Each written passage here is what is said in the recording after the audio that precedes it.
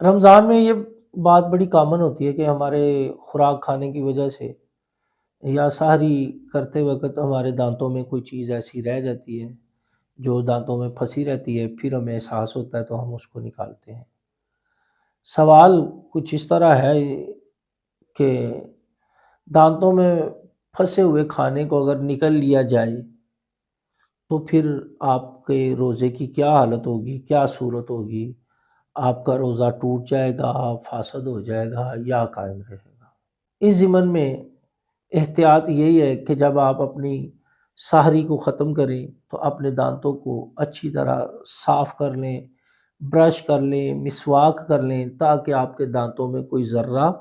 رہے نہ۔ اچھی طرح کلی کریں، اپنی انگلی سے دانتوں کو صاف کر لیں، یعنی کہ ایسا اہتمام کریں کہ آپ اپنی سحری جب ختم کریں اپنے دانتوں کو 1 سے 1.5 منٹ دیں، صفائی کریں، برش کر لیں، انگلی سے صاف کر لیں، کرلیاں کریں تاکہ آپ کے دانتوں میں ایسی کوئی چیز بچے ہی نہ جس سے آپ کو بعد میں قراحت ہو یا آپ مسائل کا شکار ہو۔ اگر آپ کے دانت میں کوئی چیز پھنس گئی ہے اور اب اس کا جو حجم ہے نا وہ ایک چنے کے دانے کے برابر ہے اور اگر آپ نے اس کو پھر نگل لیا ہے تو پھر آپ کا روزہ فاسد ہو جائے گا۔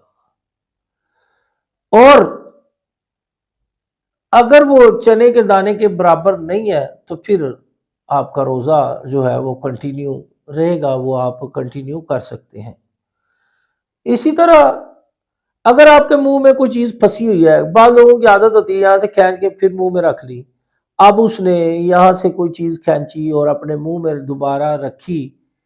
چاہے وہ چنے کے دانے کے برابر ہو یا نہ ہو،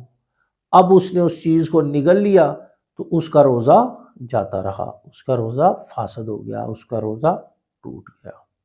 احتیاط یہی ہے کہ جب آپ ساری کریں تو اپنے دانتوں کی اچھی طرح صفائی کر لیں، اور پھر بھی اگر کوئی ذرہ بچتا ہے آپ کو، وہ اس سے کراہت ہو رہی ہے تو آپ اس کو نکال کے زمین پر پھینک دیں، دوبارہ اس کو منہ کے اندر نہ لے کے جائیں۔